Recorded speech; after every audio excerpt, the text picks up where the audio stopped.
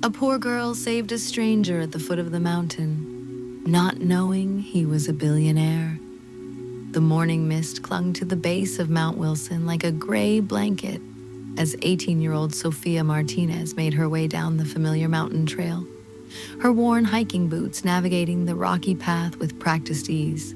She carried a canvas bag filled with wild herbs and medicinal plants she'd gathered for her grandmother's remedies: chamomile for the Johnson family's colicky baby, echinacea for old Mr. Peterson's persistent cough, and wild mint for the tea blend that helped pay their rent. Sofia had been walking these mountain paths since she was old enough to keep up with her abuela, learning which plants could heal and which could harm, which trails were safe and which could trap an inexperienced hiker. Their small cabin sat in a clearing halfway up the mountain, where her grandmother Elena ran a modest practice as a curandera, serving the scattered community of families who couldn't afford regular medical care. Living at 7,000 feet above sea level meant that everything was harder. Water had to be hauled from the well, groceries carried up steep trails, and winters survived with whatever firewood they could cut and stack before the first snow. Sofia's parents had moved to Denver when she was 12, chasing better job opportunities, but Sofia had chosen to stay with her grandmother, unable to bear the thought of leaving the mountains or abandoning the elderly woman who had raised her. At 18, Sofia was already known throughout the mountain community as Elena's capable apprentice. She could identify healing plants in any season, knew how to treat altitude sickness in newcomers, and had steady hands for cleaning wounds and setting minor fractures. The work didn't pay much. Most of their patients offered what they could in vegetables, firewood, or small cash donations. But it gave Sofia a sense of purpose that she'd never found in the valley schools she'd briefly attended.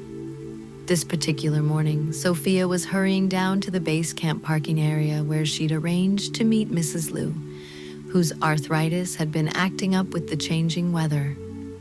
The older woman was driving up from Colorado Springs specifically to get Elena's special pain relief salve, and Sofia didn't want to keep her waiting in the cold mountain air. As Sofia rounded a bend in the trail about a quarter mile from the parking area, she heard something that made her blood run cold. A man's voice calling weakly for help. She dropped her herb bag and ran toward the sound, her heart pounding as she tried to locate the source. "Hello," she called out. "Where are you?" "Down here," came the strained reply from somewhere below the main trail. Sofia carefully made her way to the edge of a steep embankment and looked down.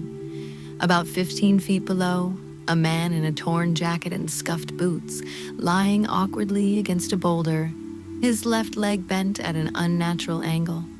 He appeared to be in his 50s, with salt and pepper hair, and his skin was pale from cold and pain, his body clearly unused to the harsh mountain elements. "Can you move?" Sofia called down to him. "I don't think so," he replied, his voice tight with pain. "I think my leg is broken, and I'm pretty sure I hit my head when I fell. I've been here since yesterday evening." Since yesterday evening. Sofia's mind raced through the implications: hypothermia, dehydration, possible internal injuries from the fall. The temperature had dropped well below freezing overnight, and the man was already showing signs of exposure despite his worn gear. "Okay, don't try to move," Sofia called down. "I'm coming to help you." "No, it's too dangerous," the man protested. "Just call for help." Sofia was already studying the rocky face of the embankment, identifying handholds and plotting the safest route down. "There's no cell service up here, and you can't wait for a rescue team." "I'm coming down." What Sofia didn't tell the injured stranger was that she'd made this exact climb dozens of times. This embankment led to a small cave where some of the rarest medicinal plants grew in the protected microclimate. She and her grandmother had been harvesting from this spot for years. Carefully, Sofia worked her way down the rocky face, testing each handhold and foothold before committing her weight. The descent took nearly 10 minutes, but she made it safely to the bottom where the injured man lay. Up close, she could see he was in worse shape than she'd initially thought. His jacket was torn, there was shallow cut on his forehead from a head wound, and his left leg was definitely fractured below the knee. But most concerning was his color, the grayish pallor that indicated serious cold exposure. "What's your name?" Sophia asked, kneeling beside him and immediately beginning to assess his injuries with the methodical approach her grandmother had taught her. "David," he replied through chattering teeth. "David Chen. I was trying to take some photos of the sunrise from up on that ridge, but I lost my footing on some loose rock." Sophia nodded, gently probing his injured leg while watching his face for reactions. "I'm Sophia. The good news is, I don't think it's a compound fracture, but you definitely need medical attention.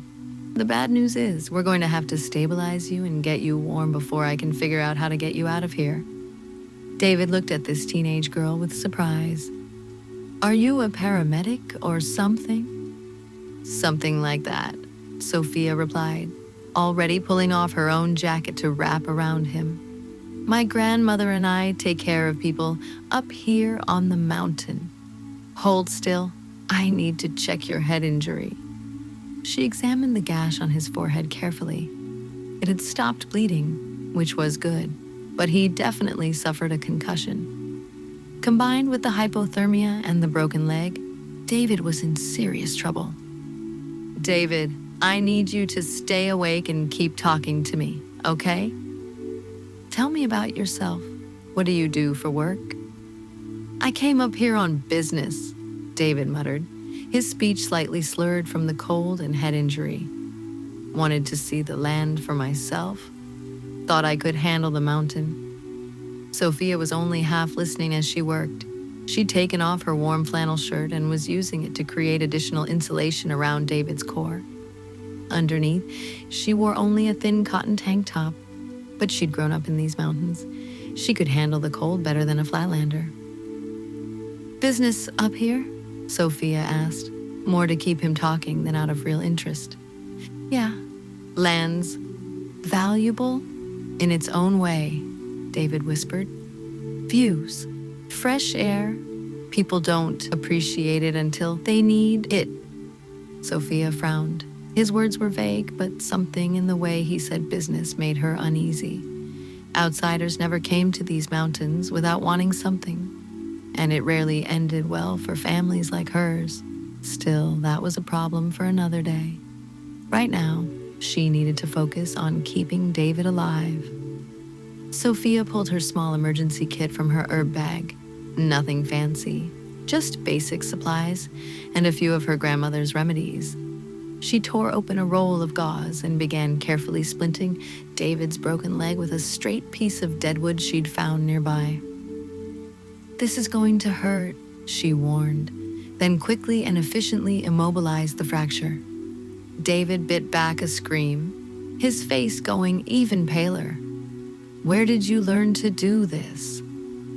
"My grandmother," Sophia replied, now working on cleaning and bandaging his head wound. "She's been taking care of people on this mountain for 40 years. I've been learning from her since I could walk." Next, Sophia opened a small glass vial from her emergency kit. "I need you to drink this," she said, supporting David's head so he could swallow the liquid. "What is it?" David asked weakly. "Willow bark extract with some other herbs. It'll help with the pain and reduce inflammation. My grandmother makes it." As David drank the herbal remedy, Sophia was calculating their options. David was too injured to climb out, even with help. The embankment was too steep and unstable for her to go up and bring back a rescue team quickly enough. And with his hypothermia and head injury, time was running out. That left only one option: the cave. "David, I'm going to help you move about 20 feet to a protected area where we can get you warmer while I figure out how to get help." With enormous effort and probably more pain than David had ever experienced in his life, Sophia managed to help him crawl and slide to the small cave opening. Inside, the temperature was at least 15 degrees warmer, and Sophia had stashed emergency supplies there over the years: blankets, water, and even some basic food. Sophia's breath came in ragged clouds as she dragged David further inside the shallow cave, its walls damp and smelling faintly of earth and pine. She lowered him onto the flattest patch of ground she could find, then knelt beside him, straining to hear his breathing. It was shallow and uneven, and every so often he gave a low groan that made her heart pound harder. Her grandmother's voice rose in her memory, calm and steady. Keep the fire of life burning, warmth, air, and water before all else. Sophia hurried to build a small fire with the twigs she carried, cupping her hands until the sparks caught. The tiny flames flickered weakly at first, then steadied, throwing golden light against David's pale face. She pulled her canteen from her pack, soaking a scrap of cloth and pressing it gently to his lips. He stirred, coughed, then swallowed a few drops. Relief surged through her, though her hands still shook. "You're not leaving me out here," she whispered fiercely. "Not after I hauled you all this way." For a brief moment, the cave felt less like a tomb and more like a sanctuary, a fragile pocket of warmth and hope against the mountain's merciless cold. She wrapped David in the emergency blankets and gave him water, mixed with electrolyte powder. The cave was small, but it was dry and offered protection from the wind that was picking up outside. "Sophia," David said as she worked to make him more comfortable, "you probably saved my life. I don't know how to thank you." "Don't thank me yet," Sophia replied. "We still need to get you to a real hospital. I'm going to have to leave you here while I go get help, but you'll be safe in this cave." "How long will that take?" Sophia considered. She'd have to climb back up the embankment, hike back to the parking area, drive her grandmother's old truck down the mountain to where she could get cell service, call for rescue, and guide them back up. Even if everything went perfectly, it would be at least 3 hours. "Just rest and stay warm," she said, instead of giving him the realistic timeline. "I'll be back as soon as I can." The climb back up the embankment was harder without the adrenaline of the initial emergency, but Sophia made it safely. She retrieved her herb bag, left a note for Mrs. Liu explaining the emergency, and hiked quickly back toward home. But as she reached the main trail, Sophia heard the sound of helicopter rotors in the distance. She looked up to see a search and rescue helicopter circling the area, obviously looking for someone. Sophia waved her arms and shouted, and the helicopter pilot spotted her. The aircraft landed in a nearby clearing, and 2 paramedics jumped out. "Are you Sophia Martinez?" one of them called over the noise of the rotors. "Yes." "How did you know?" "We got a call from someone named Elena Martinez saying her granddaughter was overdue and might have found an injured hiker. Are you okay?" Sophia's heart swelled with love for her perceptive grandmother. Elena must have sensed something was wrong when Sophia didn't return on schedule. "I'm fine, but there's a man with a broken leg and head injury at the base of Eagles Point Embankment. He's been exposed overnight and needs immediate evacuation." The rescue went smoothly after that.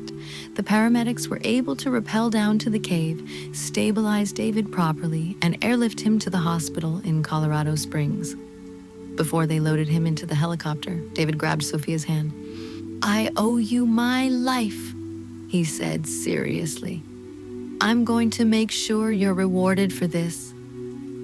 "You don't owe me anything," Sophia replied. "Just get better." 2 weeks later, Sophia was surprised to receive a certified letter addressed to her at the mountain post office. Inside was a check for $10,000 and a note. "Sophia, thank you for saving my life. I know this isn't adequate compensation for what you did, but I hope it helps you and your grandmother continue your important work. I'd like to meet with you when I'm recovered to discuss how I might further support your community's healthcare needs. David Chen. Sophia stared at the check in disbelief. $10,000 was more money than she and her grandmother saw in 2 years combined. But something about the formal tone of the letter made her uneasy. She folded the check back into the envelope and took it home to discuss with Elena. Her grandmother examined the letter and the check with a thoughtful expression. This man's full name is David Chen, and he mentioned developing property on the mountain. Yes, why? Elena pulled out an old newspaper clipping she'd been saving.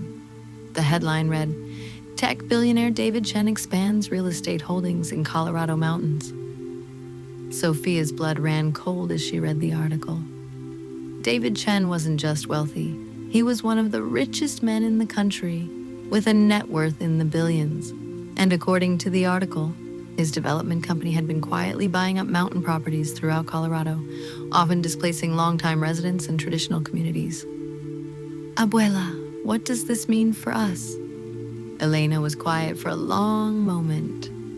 It means, mija, that the man whose life you saved might be the same man who could destroy our way of life up here.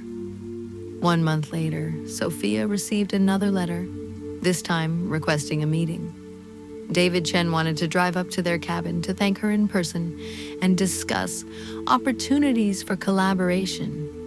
Sophia agreed to the meeting, curious despite her concerns. When David arrived at their modest mountain home, he no longer looked like the broken man she'd pulled from the trail. His posture was straight, his eyes clear, and he moved with the confidence of someone used to making big decisions. But as he sat in Elena's simple kitchen, drinking herbal tea and eating homemade bread, something genuine seemed to emerge from behind the businessman facade. David looked down at his hands, voice rough. When I first came to this mountain, I wasn't just hiking. I was scouting. I planned to buy land, build resorts, vacation homes, to turn all this into profit. To me, it was just empty real estate waiting to be developed. He lifted his eyes to Sophia, his voice breaking. But then you risked everything for me. With nothing to gain, you gave me your strength, your knowledge, your grandmother's remedies. You kept me alive. And in that cave, for the first time in years, I felt something I'd forgotten. What it means to be cared for. He shook his head slowly.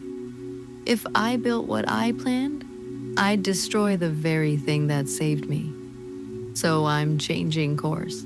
I'll create the Elena Martinez Mountain Health Preserve to protect this land and honor the people who carry its wisdom. There will be a community clinic here, run with respect for both modern medicine and traditional remedies. And Sophia, you'll have a scholarship waiting anywhere you want to study, because the world needs more healers like you. As Sophia looked at the scholarship offer and then at her grandmother's face, glowing with pride and possibility, she thought about the morning when she'd simply been gathering herbs and ended up changing the course of her entire life. Sometimes the most important thing you can do is help someone when they need it most, without thinking about what you might gain in return. Because when you choose compassion over convenience, you plant seeds that can grow into blessings beyond anything you could have imagined. Sophia's story reminds us that true heroism isn't about grand gestures. It's about seeing someone in need and choosing to help, regardless of personal cost or recognition. When we act with genuine compassion, we create ripples that can transform not just individual lives, but entire communities. Sometimes saving one person's life can lead to saving a way of life that would otherwise be lost forever. If this story inspired you to look for opportunities to help others, even in small ways, please like, subscribe, and join us for more soulful stories that celebrate the extraordinary power of ordinary kindness.